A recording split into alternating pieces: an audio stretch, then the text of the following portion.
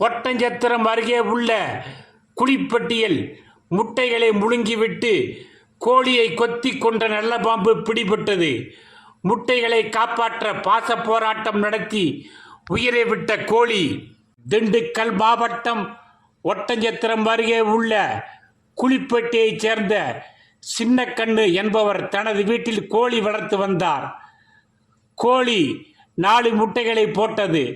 முட்டைகளின் வாசத்தை முகர்ந்து அந்த நேரத்தில் வீட்டுக்குள் வெளியே இருந்து 6 அடி நீளமுள்ள நல்ல பாம்பு ஒன்று வீட்டுக்குள் புகுந்தது. கோழி அடைகாத்து வைத்திருந்த 4 முட்டைகளை ஒன்றன் பின் ஒன்றாக முழுங்கியது.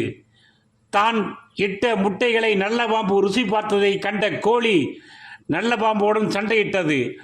ஆனால் நீண்ட நேர போராட்டத்திற்கு பிறகு நல்ல பாம்பு கொத்தியதில் கோழி அதே இடத்தில் இறந்தது. முட்டைகளை முழுங்கிய நல்ல பாம்பு நகர முடியாமல் வீட்டின் உள்ளே கட்டையில் மறைந்து கொண்டிருந்தது.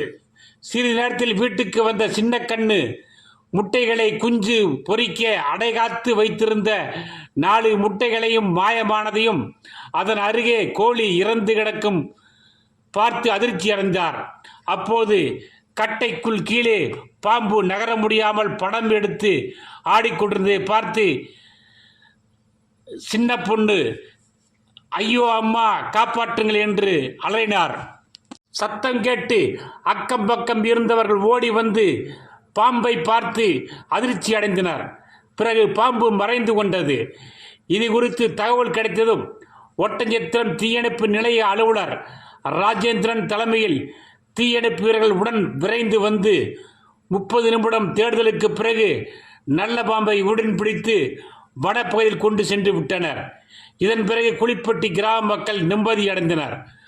முட்டைகளை காப்பாற்ற பாச போராட்டம் நடத்தி நல்ல பாம்பிடம் உயிரை விட்ட கோழியின் இறப்பு கிராம மக்களின் சோகத்தை ஏற்படுத்தியது.